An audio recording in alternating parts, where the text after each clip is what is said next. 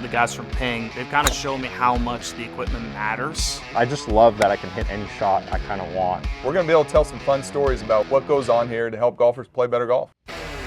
Hey everybody, welcome back to the Ping Proving Grounds podcast. Shane Bacon with Marty Jertson. And Marty, we've got a guest I think a lot of people are going to be interested in listening to. Scott Sullivan, the Senior Manager, Amateur Player Development here at Ping. And Scott, you're a guy, played college golf, played at ASU. Sorry about that, by the way, as an Arizona Wildcat. But you have a really interesting job. And I would say, as somebody that obviously is a very good player, to make your way up through Ping and get to develop young talent has got to be something that's been very interesting and very thrilling. How do you come into this position? Like, how does this come about in your life? Well, when I finished school, I played professionally for 3 years. I got as far as the Korn Ferry Tour now. It was the Nike Tour back then. But then I realized that I got myself in a situation where I was spending more money than I was making. That didn't really prove to be a good formula By the for way, life. I did that as well as a pro, so I All right, understand. so you understand. Yeah, Marty All as right, well. It's 3 for 3 on the pod. So I had to. It was time to make some decisions. And so I took about 6 months to decide what I wanted to do. I almost took a job in the financial world, but an opportunity offered itself for me at Ping, and I took advantage of it, and I've been with Ping ever since. After you got in the door at Ping, you were a rep on, was it the Nike Tour? When I started, I got in, did a little stint in customer service, but I was fortunate enough to be with the group that started our demo cart fitting system. Yep.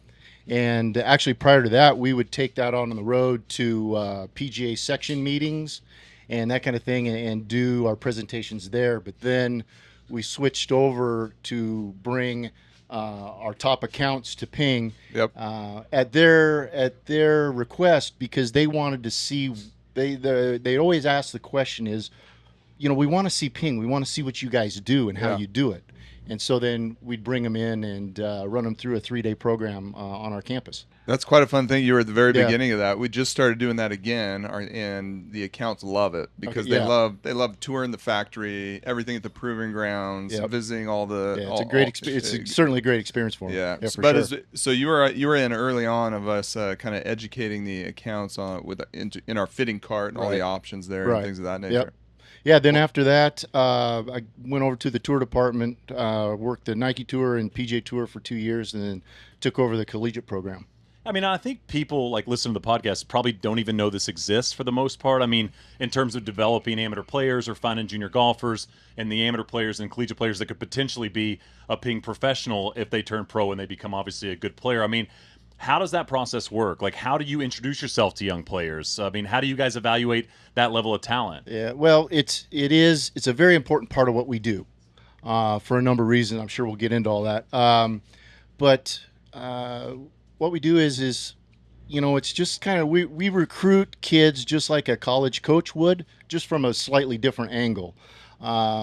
First you're looking at golf swings.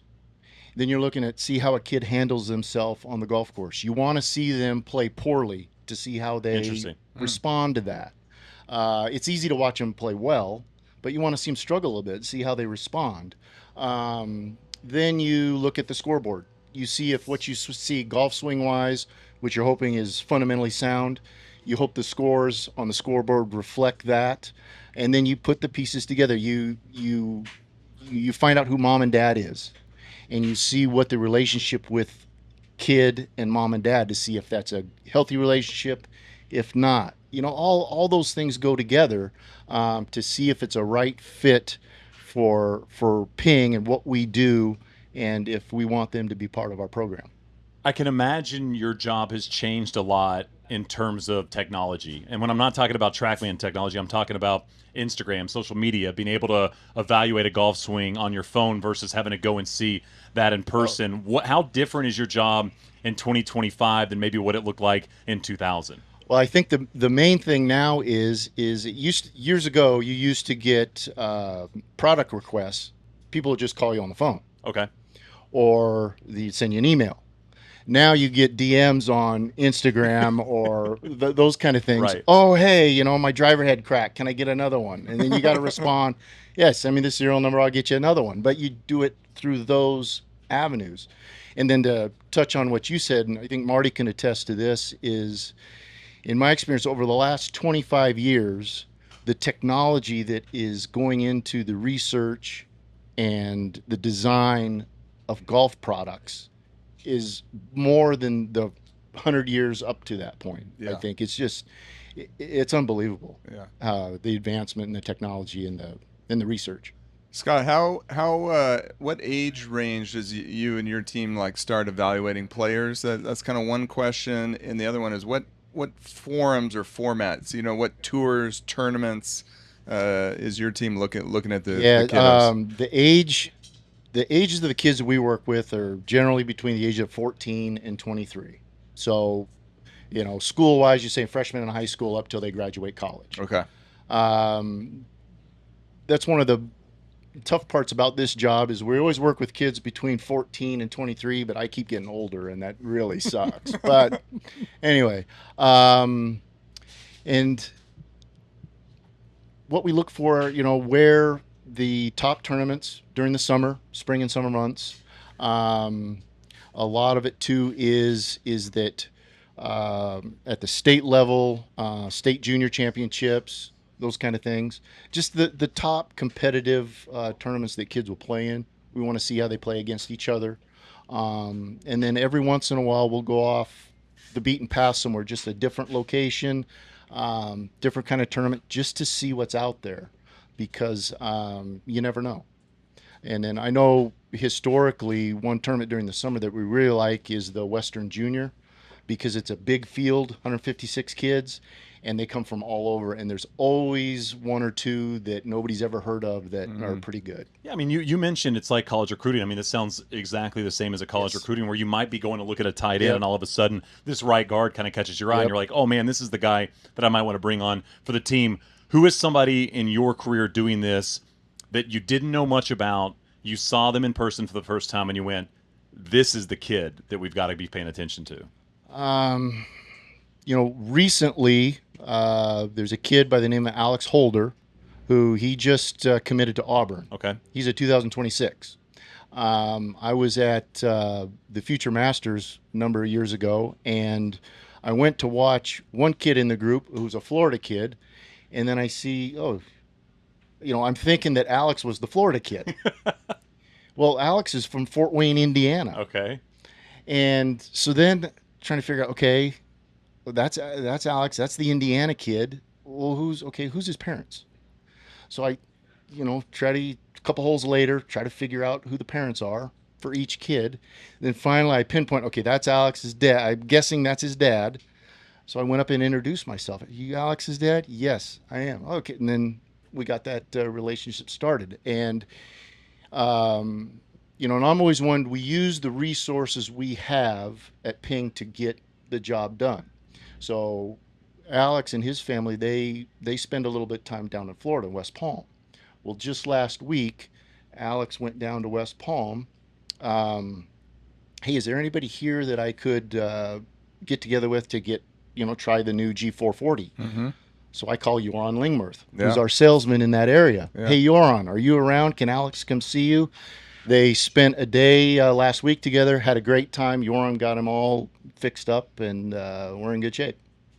Beautiful. And Joran's got some experience He's got helping better players. Yep. Yes, he does. As well. That's right. We talked a little bit, Scott, about how things have changed in terms of communication with social media and what have you. What have you seen in terms of, in the last, say, 10 and 20 years looking back, on the skill, talent level of the junior golfers coming up? Are they closer together now than they were? Are they further apart in terms of skill level? What trends are you seeing there? I think they're closer together now. The depth is greater. There's way, way more good young players, and there's more good players that are fundamentally sound, and they're athletes now. And I think I go back even further. I think Tiger Woods made golf cool. Right. He made it more athletic. He made it to where a kid that, maybe was a football player or a basketball player or a baseball player or whatever, I'm going to go ahead and play golf because it's cool now. It's okay. It's not a dorky sport, plaid pants and hard collar shirts like back in the day, but it's a legitimate deal. And I think Tiger Woods legitimized it as an athletic sport. So you see more kids that are athletes, you see more kids that are fundamentally sound, and as a result, the quality of play is better. These kids are trained better, they're conditioned better, they're mentally stronger, all of that. So I think that's the answer to that question. And Scott, I mean, something I've been interested in terms of collegiate coaches is this idea of like, send me your track band numbers, right? I mean, it's a 13, 14, 15-year-old kid. You want to look at those numbers because speed is sexy. I mean, we talk about speed all the time in golf. How much can speed, let's say, blind you to the player they are as a young player, and how much is speed at a young age important to somebody like you who's looking at a talent 5, 10, 15 years down the road? Speed's important. You got to be able to smash it nowadays, and you're at such a disadvantage if you don't comparatively. We look at speed, and you look at a kid's build too. Do they have the build where they can put on some weight and get stronger? Gotcha. Hit it further.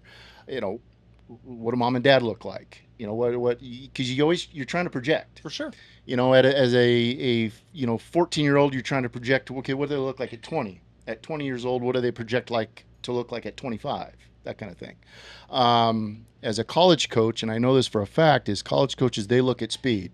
It's an important deal because they figure that they can, if we get a kid that's got some speed, we can figure the rest out. So it's an important deal. I mean, it's like if you have a 15 or 16-year-old that's 6'8", right, and he's playing basketball, and it's like maybe he's not a great shooter, maybe he can't make free throws, but that build is going to work well in college. Yes. I can help him learn how to shoot. Yes, exactly. Scott, we support about 70 teams to collegiate teams. We're up to 89 now. 89. We're up to okay. 89. Yep. What does that look like day to day from a tactical standpoint with you and your team that's like you say, with? there's 89 teams. There's 55 on the men's side, and to get to 89, what's that? Another 34. Okay, on the women's side, and we support them at varying degrees. We have 12 teams that are elite level, and we outfit them head to toe, headwear, bags and accessories, all, and then all the clubs that we can put in those golf bags.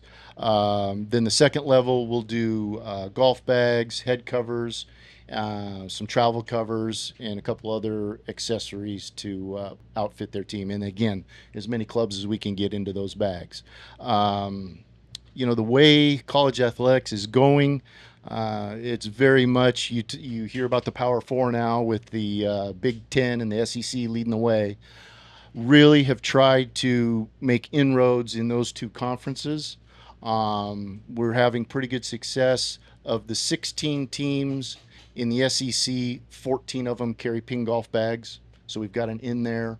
In the Big Ten, which isn't as strong golf-wise, we're in with the biggest brands, so Ohio State, Michigan, and Illinois, which historically is the best golf program in the Big Ten. So really proud of that, and we're going to try to keep that going.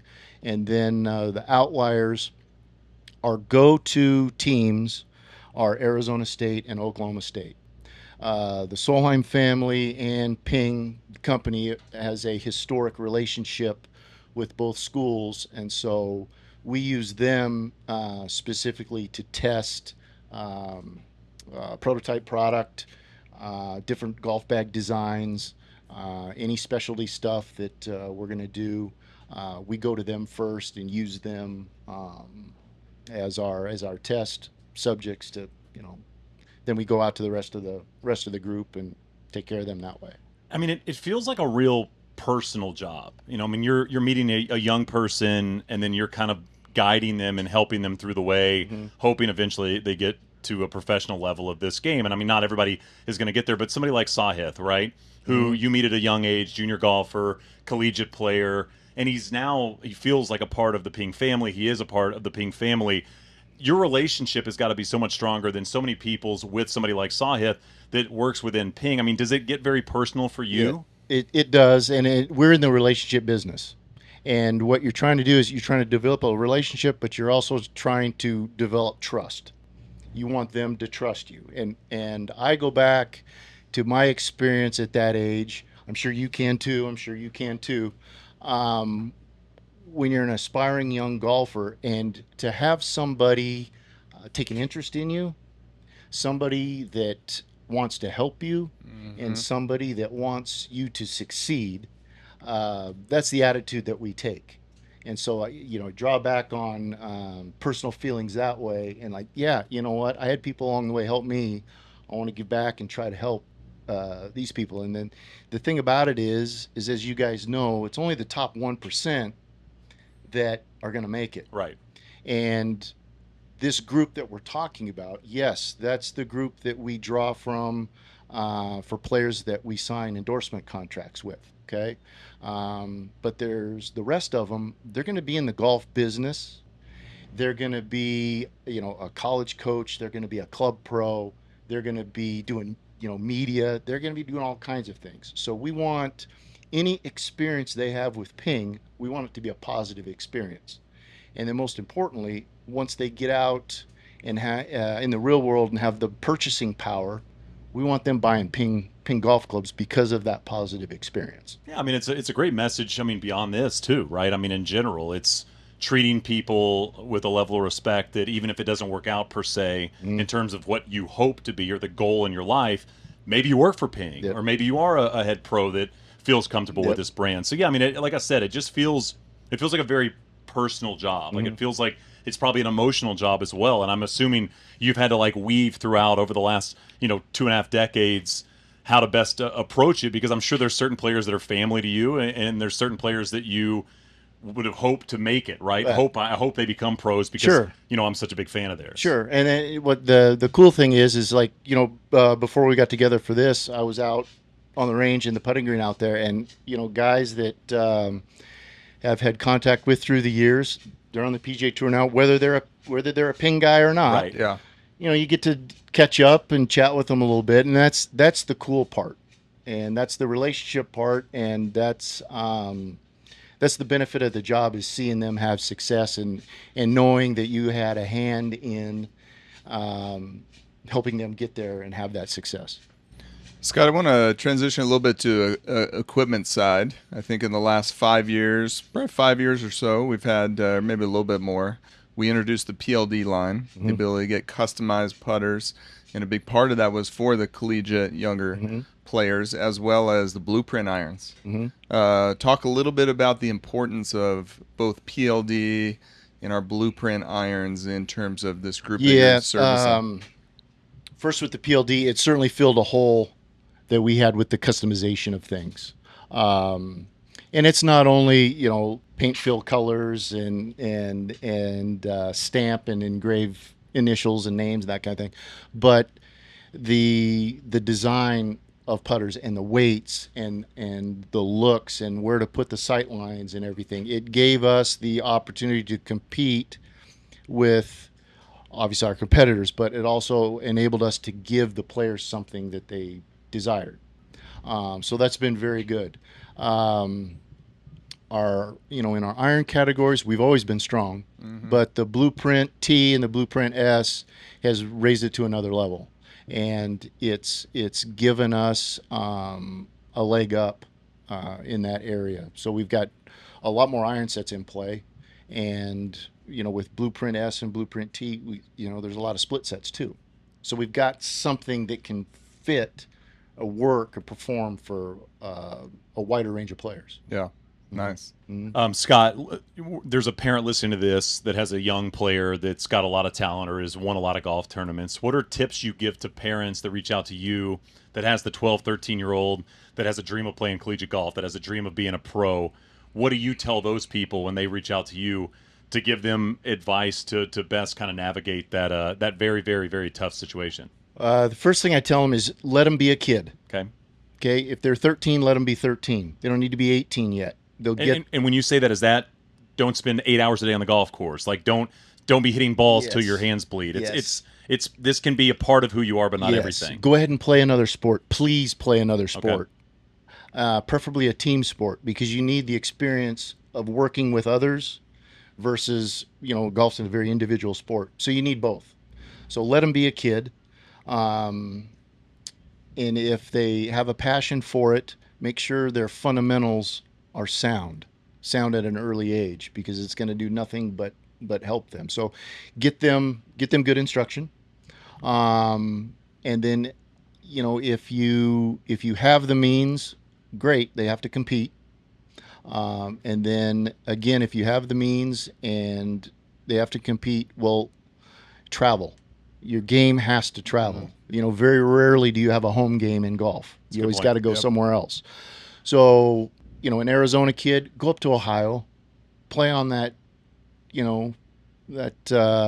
bent grass, that Kentucky bluegrass. Yep. Play in somewhere the wind really moves the ball, not Go to like here Florida. where here where the wind does, the wind's blowing, but it doesn't affect anything.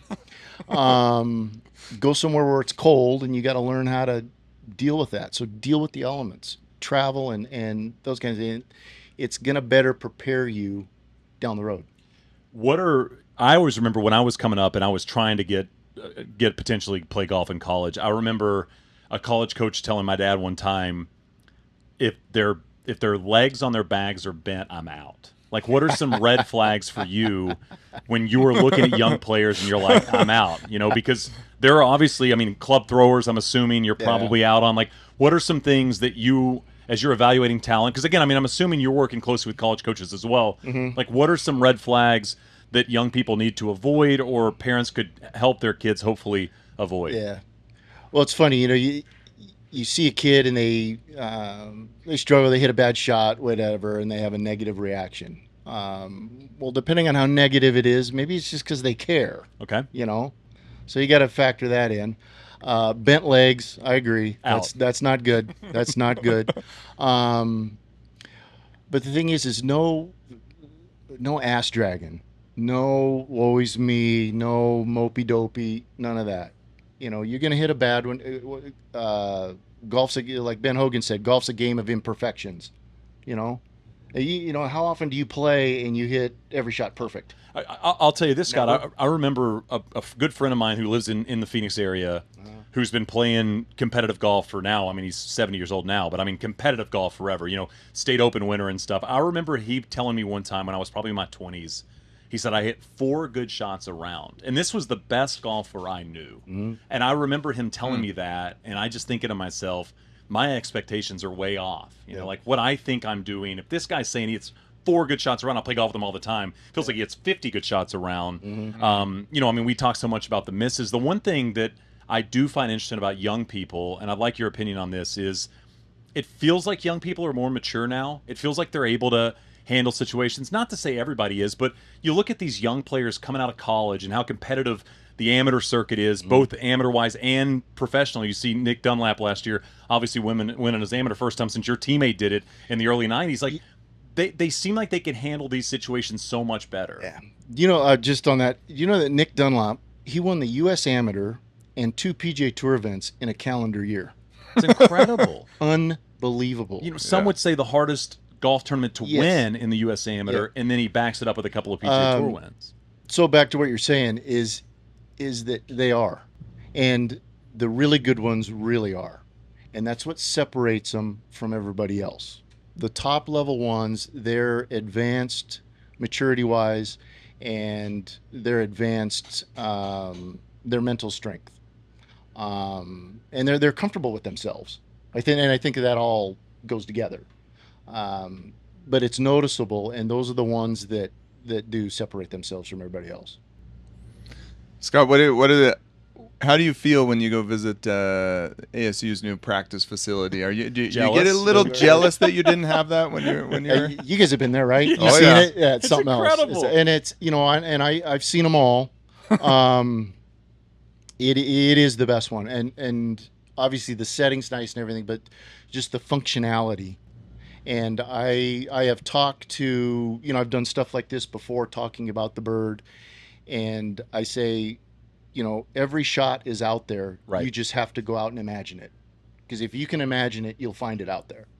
But it's tremendous, and I remember, I'll never forget. This is back in the ASU days, where it is now where the soccer stadium is. You guys familiar with the campus down there? Yeah. Okay, it's where picture where the soccer stadium is now. That used to be an open field. We used to get broomsticks and duct tape golf towels. Those were our pin flags, and we'd go step them off and pound them into the ground. And that's where we would do our wedge practice. Unbelievable. Not Yeah. a $30 million facility. Not a you're telling $30 me? million Yeah. So Broom practice? yeah, there's been a lot of advancement in facilities, and to tell you guys the truth, all the top collegiate programs have something Yeah. like that, and they're investing millions of dollars, and it is it's a direct result of the success that some of these kids have, because they have that level of training facility and that level of attention to detail. Scott, I got to ask, somebody you missed on, somebody that you were thinking about, you were evaluating, and you went, I'm not sure about this guy, and then they went on, or this girl then went on to be incredible. Gosh. If nobody comes to mind, that's okay, but I'm just, I'm assuming every college coach has probably had a couple of people yeah. where they went, golly. Yeah, I we've can't all believe that. had one that got away, Yeah, right? it's like, man, that person was so much better than I thought they were going to be. I can't really think of anybody like that. I can't think of that some that certainly tried to, but didn't Okay. didn't get them. Luke Clanton, who's in the field here this week, who you guys are familiar Oh, with that yeah, name. yeah. He's been tearing it up. He's one of them. But that comes with the territory. It's competitive That- company. It's competitive business. Yeah, and I tell you what, at the amateur level, it's much more competitive than it is at this tour level. Interesting. And think about it, because at the amateur level, everybody's a free agent. Mm. Here, everybody has their stable of players Right. that are, endorsed to do so. Whereas at the amateur level, everybody's a free agent. So you're fighting and clawing every single week, every single day to hang on to what you've got. And a lot of times, we find ourselves playing defense. Interesting. Yep. How has just the NIL deals changed your landscape in your world? Some. We're involved in it, and what NIL is, it's a necessary thing, and it's not going away. So eventually, we realized we had to get involved in it, Right. and we are. But what it is it's to let the player know that, hey, we believe in you. We want to continue our relationship with you once you get to the next level. So this is just showing you a little sign of love that, hey, when it's all said and done and you're ready to turn pro, we want to talk and we want to do a deal. Scott, before we let you go, you played with Phil at ASU, is that right? I did, yeah. Can you share a story of when you realized how good Phil Mickelson was at golf? Was there a moment you saw it, or a shot you saw it, or a round of golf that you saw it where you went, this dude's got a different gear? A couple different things is, we'd go out and play, whether we're just playing to play or qualifying rounds or practice rounds for tournaments or whatever. And, everybody hits and everybody's tee shot, you're all out there within, 5 yards of each other, right? But then you get up to a par 5, okay, back in the day, 575, 585, well, that's a long par 5, right? Reach out Likely hole. unreachable in the early 90s. It's Yeah. probably not going to get there. And all of a sudden, he's 20 yards in front of everybody. So different Where'd gear that there. come from? And then we were playing at a tournament in Las Vegas, and I was playing in the group right in front of him, and the last hole is a par 5, and there's a huge bunker on the left-hand side. And it's one of those that's got a really steep face. And it's a par 5, so it goes down across a little pond, and then there's the green. And he hits, I finish, and we're, when you're done, you sit behind the green and you wait for everybody to come in. So we're sitting behind the green, and he's back up there, and you can see him walking, and then he disappears because he goes into the bunker. Yeah. And then you see his head pop up to look, and he goes back down. Then you see his head pop up to look again, and I mean, you're sitting there thinking he's laying up. yeah, I he's mean, just there's no gonna, yeah, chance. he's just, and then all of a sudden you hear the contact, and then you see a little sand go, and then where is it? Where is it? Where is it? And then all of a sudden, like a meteor hit the earth, it just ball lands on the green about 20 feet from the hole. He hit a driver out of that bunker. And it was, we actually went back up there later to look like, how in the hell did he do that? First, how did he think about it? Yeah. And second, how did he pull it off? Yeah, but back then he was so much better than everybody else at that stage. And it's, it's no surprise he's going to be in the Golf Hall of Fame. Well, I mean, like, you just think about, like, we're talking about 2025, and every available player that exists in golf, you can go on social media and see their swings and see what they're able to do. And to think back to the early 90s, there wasn't video of these Right. players. I mean, you saw it firsthand. You got to see it day in and day out of a player that became arguably the second best player of a generation, and I think probably a top 10, top 15 player of all time. I mean, it must have been wild day in and day out to just see the amazing short game and the ability with the hands and shots like that, like you're talking about, where everybody else in the world's hitting 8-iron out and then you're going to try to hit a wedge on the green. He was so much better than everybody else. And then the kids asked me, the college kids now, they ask me, like, who's the best you've seen? Phil Bite. Always Phil. Yeah, and I told him, just for numbers wise, okay, this guy won 18 college tournaments, including 3 NCAA championships. Yeah. That's pretty good, right? I mean, and obviously wins the U.S. Amateur and wins the PGA Tour event as an amateur. I mean, Yeah. it's studly stuff. It's crazy. Scott, the story is incredible. We appreciate you kind of sharing some insight into this world that I don't think a lot of even like diehard golf fans totally understand. Yeah. So we really appreciate the time. Sure. I appreciate all the hard work you do at Ping. Yeah, you betcha. Scott Sullivan, everybody. This is the Ping Proving Grounds podcast.